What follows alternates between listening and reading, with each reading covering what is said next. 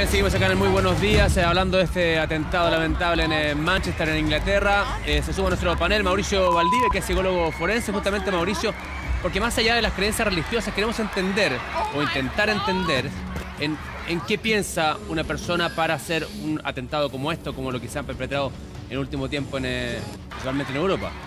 Sí, ¿Cómo es? Mira, aunque es irracional, o sea, tenemos que partir del punto de vista que esto es irracional, por lo tanto, no tratemos de entenderlo por la vía de la inteligencia y lo esperable, sino que al contrario. ¿Cómo se inicia? A partir de la captación. La captación es el proceso de búsqueda de posibles víctimas, es decir, se inicia de posibles víctimas, es decir, alguien lo que busca es ciertas personas que van a presentar cierto perfil que lo hacen más proclive. Ese es el primer aspecto y eso es lo que se pone en juego a partir de todo lo que es el uso hoy día de las redes sociales. Por lo tanto, la posibilidad de captar adherentes hoy día es una posibilidad mundial. ¿Desde qué edad captar adherentes? El tema es que el momento más vulnerable que tenemos es el proceso de la adolescencia. Es decir, estamos hablando de jóvenes ya desde los 12 años. El objetivo de la adolescencia es configurar la propia identidad. O sea, es configurar quién soy yo.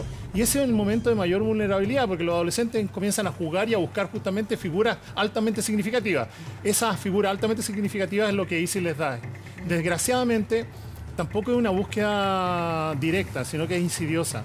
Es subterránea. Y en la medida que esta búsqueda es subterránea, primero hablamos del concepto, se denomina control mental. La verdad que el término control mental no es eso que históricamente pensábamos el lavado de cerebro, sino que el control mental es identificar a una víctima, identificar a alguien que reúne las características que yo ando buscando y comenzar entonces a seducirlo. Es un proceso de seducción inicial, es decir, no directamente le van a decir anda y colócate un chaleco y anda a dar la vida por nuestra causa. Va paso a paso.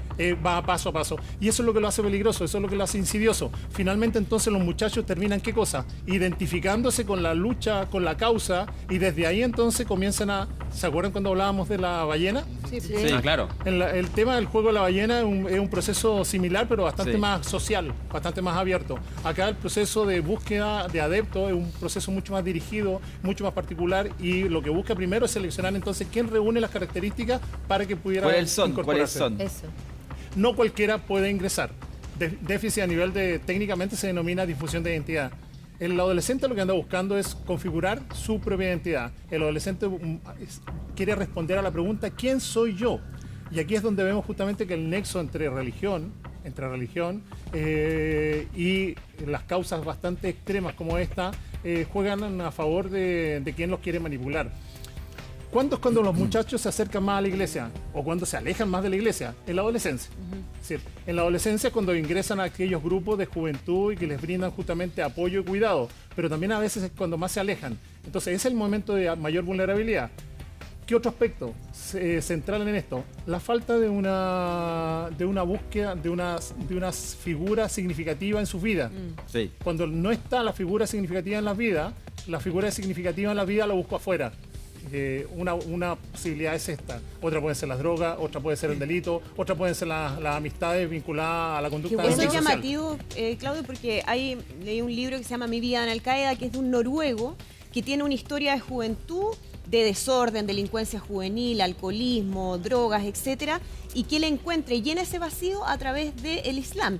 Y es un proceso de radicalización que, como tú dices, no es de un día para otro, no es que entró a una mezquita y al otro día estaba poniendo una bomba, sino que hay todo un proceso de radicalización donde los clérigos, ciertos clérigos obviamente, tienen ahí un rol muy importante. Es decir, llenan ese vacío que anda buscando una persona que quizás está desorientada en la vida. Por eso, desgraciadamente, es el tema aquí de la religión, pero la religión no es el elemento central. Hay 1.300 millones de musulmanes, y de esos 1.300 millones de musulmanes, la verdad que los posibles captados para la causa son prácticamente estadísticamente insignificantes. Lo que sí que generan este tipo de consecuencias. Es decir, una persona genera consecuencias que todo el mundo hoy día está con miedo. Pero qué interesante lo que dice Mauricio, porque uno piensa en este atacante y dice, es un loco demente. Y quizás no, uno piensa en el caso Caradima, cuando tú haces esa reflexión, porque dice, bueno, son jóvenes vulnerables que pueden ser manipulados y llegar a hacer actos como estos. Hoy día las cárceles, uno de los principales focos de intervención en Europa son las cárceles. y en las cárceles tratar justamente de aquellos que son los más vulnerables, tratar de darles algo que permita desarrollar factores protectores. Sí. Es decir, ya no basta entonces con identificar lo que preguntamos, ¿qué hace que esta gente caiga en esto?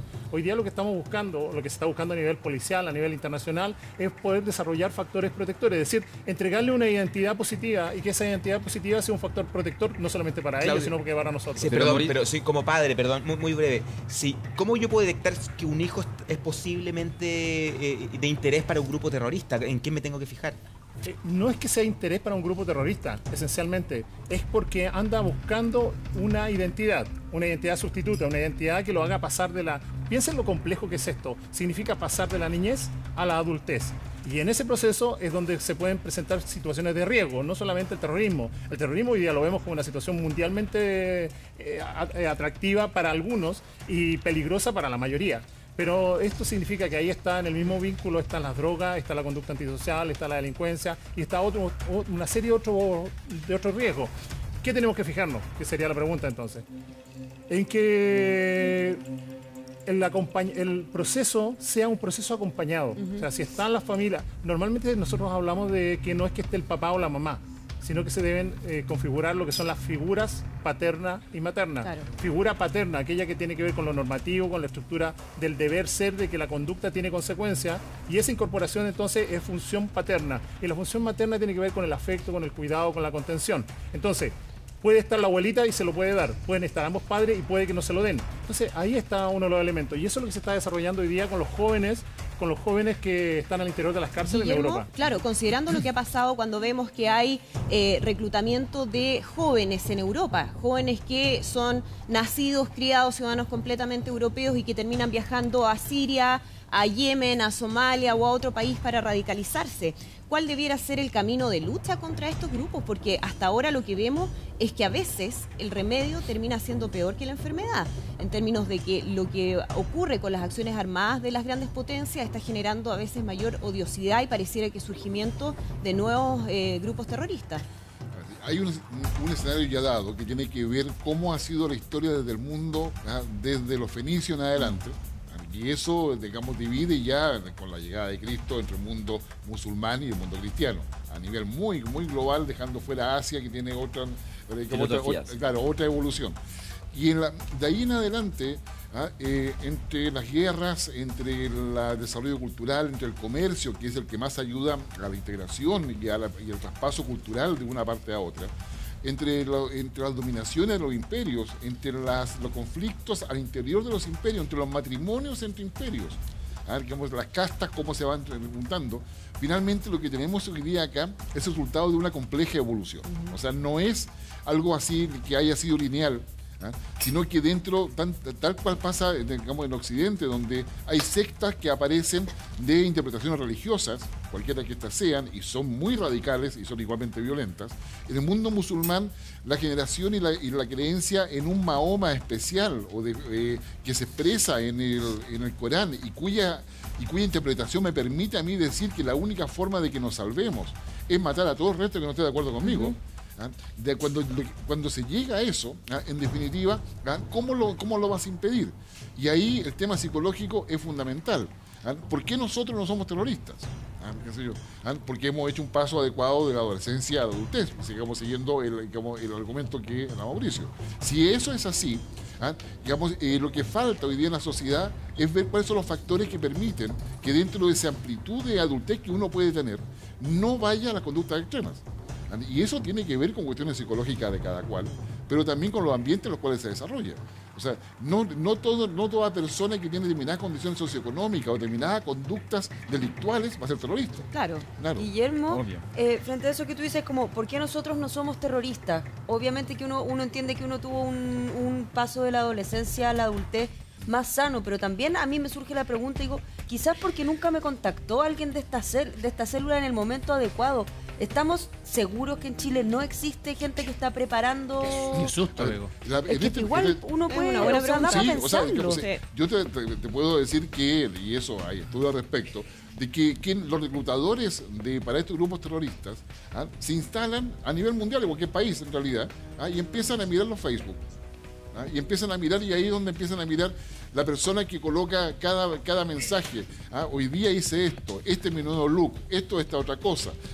Y va dando señales que se interpretan y se van buscando. Se crean un nuevo nombre, una identidad falsa, lo contactan o la contactan y empiezan a mirar eso.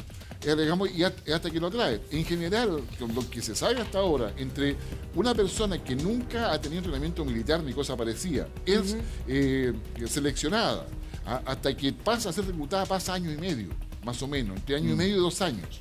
Sí. ¿Ya? Entonces, primero de todo va a ser el país, después la llevan al extranjero, lo llevan al extranjero, y luego ahí es el filtro final antes que vaya entrenamiento. Entonces, hoy día ISIS, en las condiciones que está y varios otros grupos terroristas, también buscan mercenarios. Por lo tanto, si buscan mercenarios, el perfil cambia. Están buscando aquellas personas que tengan entrenamiento militar. Porque y que les pagan. Claro, porque porque les pagan. Claro, les que les pagan. Y son, les pagan. qué sé yo, no sé, No, les pagan. no menos de Los $200 mercenarios sí. mensuales. Así que- Claro, Sí. pero hemos visto capacidad de reclutamiento incluso de una traductora del FBI. O sea, vemos jóvenes que se escapan de sus países, de sus casas para ir a ser parte de las filas del Estado Islámico. Y uno se pregunta, pero ¿en qué momento una niña, no sé, que se crió en Suecia puede tener una conexión con lo que está pasando en la lucha en Siria? Andrea, sin ir más lejos, volviendo ahora a la realidad nacional, recordemos Antares La Luz. La gente que siguió a Antares fue condenada y recibió pena y sanción. ¿Por qué? Porque se dijo que no estaban exentos de responsabilidad penal. Es decir, fueron capaces de participar en un acto Mauricio. satánico.